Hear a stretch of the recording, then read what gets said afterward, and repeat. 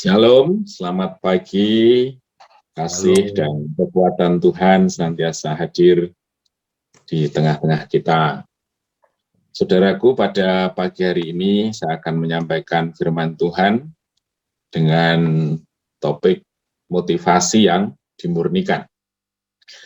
Nah, di dalam hukum negara, bahwa definisi orang yang baik itu adalah orang yang taat hukum, di mana hukum itu dituliskan dalam perundang-undangan atau dalam hukum undang-undang acara pidana dan lain sebagainya begitu.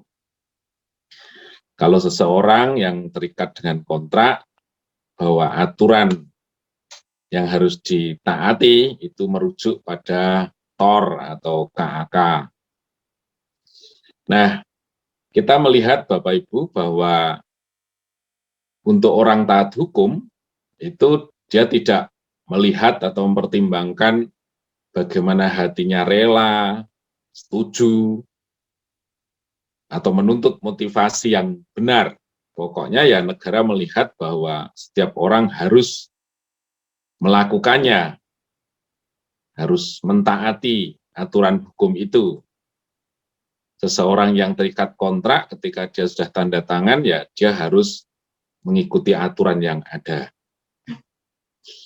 Jadi kalau seseorang memiliki kemampuan untuk mensiasati hukum, kalau dia memang tidak melanggar dari aturan yang dibuat, ya dia tetap dikatakan sebagai orang yang taat. Dalam pengalaman pekerjaan saya begitu ya, untuk korporasi kontraktor yang besar, mereka mempunyai biro hukum yang tujuannya justru melihat celah dari perjanjian kesepakatan yang dibuat. Kalau celah itu menguntungkan, ya dia akan melakukan seperti kondisi minimalnya. Jadi bagaimana seseorang yang membuat aturan itu, atau KAK atau TOR itu memang benar-benar harus sangat jeli, harus sangat teliti, bahwa perjanjian yang dibuat klausulnya itu sangat ketat, sehingga orang tidak mempunyai interpretasi lain, karena kita melihat bahwa orang yang dituntut untuk melakukan perjanjian atau hukum itu, ya dia harus tepat melakukan tanpa melihat motivasinya.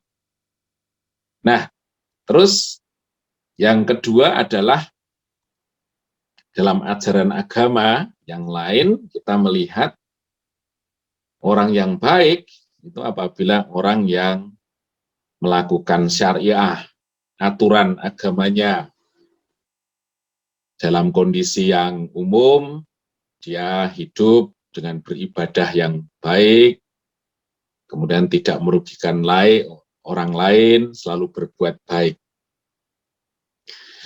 Mereka tidak mempermasalahkan motivasinya apa.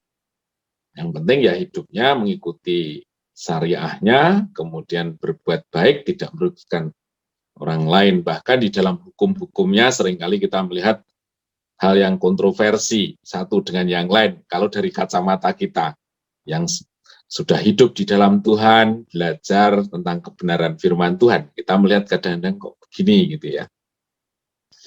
Nah, itu semua membuktikan bahwa andilnya manusia dengan kodrat dosanya ketika dia melakukan hukum atau membuat satu hukum, aturan perundangan, di situ tidak mungkin mencerminkan satu kondisi kesempurnaan seperti yang Allah mau. Tetapi bagi kita, orang yang percaya di dalam Tuhan, yang namanya motivasi hati, itu rupanya merupakan aspek terpenting di dalam hidup ini. Nah, kita melihat di firman Tuhan, yaitu di Matius 6, ayat 2 sampai 6. Demikian firman Tuhan. Jadi apabila engkau memberi sedekah, janganlah engkau mencanangkan hal itu seperti yang dilakukan orang munafik di rumah-rumah ibadat dan di lorong-lorong, supaya mereka dipuji orang. aku berkata kepadamu, sesungguhnya mereka sudah mendapatkan upahnya. Tetapi jika engkau memberi, janganlah diketahui tangan kirimu apa yang diperbuat tangan kananmu. Jadi di sini dikatakan tangan kirimu jangan diketahui apa yang diperbuat oleh tangan kananmu. Itu merupakan satu bagian tubuh yang di dalam kerjanya dalam satu koordinasi, tapi di sini dikatakan bahwa tangan kiri itu tidak boleh mengetahui apa yang tangan kanan perbuat. Hendaklah sedekahmu itu diberikan dengan tersembunyi, maka Bapamu yang melihat yang tersembunyi akan membalasnya kepadamu.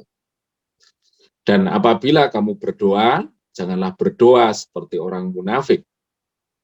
Mereka suka mengucapkan doanya dan berdiri dalam rumah-rumah ibadat pada tikungan-tikungan jalan raya, supaya mereka dilihat orang. Aku berkata kepadamu, sesungguhnya mereka sudah mendapat upahnya. Tetapi jika engkau berdoa, masuklah ke dalam kamarmu, tutuplah pintu dan berdoalah kepada Bapamu yang ada di tempat tersembunyi. Maka Bapamu yang melihat yang tersembunyi akan membalasnya kepadamu. Jadi ayat-ayat ini berbicara mengenai motivasi. Ternyata apa yang ditampilkan orang di hadapan orang lain itu belum tentu memiliki motivasi yang benar. Motivasi manusia tersembunyi di dalam hati nuraninya yang terdalam, yang tidak diketahui oleh siapapun, tetapi sesungguhnya Tuhan mengetahui. Dan itulah yang seharusnya terjadi apabila kita bergaul dengan Tuhan, dari sisi di mana orang yang tidak ketahui, tapi di situ terang firman Tuhan mengerjakan di dalam kehidupan setiap kita. Jadi saudaraku, melalui firman ini, kita sudah melakukan banyak hal, banyak kegiatan di dalam hidup ini, tetapi sesungguhnya Tuhan mengajarkan untuk kita belajar mengevaluasi, untuk menjadikan bahwa kita melakukan itu semua dalam motivasi yang benar. Kita sedang tidak mencari apa yang berkenan di hadapan negara, manusia, organisasi, sesuatu yang melihat kita dari sisi lahiriahnya, tetapi biarlah bahwa sesuatu yang batiniah, yang tersembunyi, di mana kita hanya berurusan dengan Tuhan saja, itu yang mendorong kita untuk melakukan segala sesuatu di dalam hidup ini. Saya begitu memiliki keyakinan yang luar biasa, seandainya kita hidup berdasarkan hubungan kita dengan Tuhan, kita menyadari bahwa kehidupan kita tidak pernah terlepas dari pandangan Tuhan. Justru nilai kesempurnaan, keserupaan dengan Kristus itu yang akan menjadi masa depan kita, yang akan menuntun kita ke arah itu. Terpujilah nama Tuhan. Mari kita persiapkan hati kita untuk melakukan semuanya ini, doa pagi ini, dengan mata yang tertuju pada Kristus. Motivasi kita terus dibaharui di dalam Tuhan. Mari kita berdoa.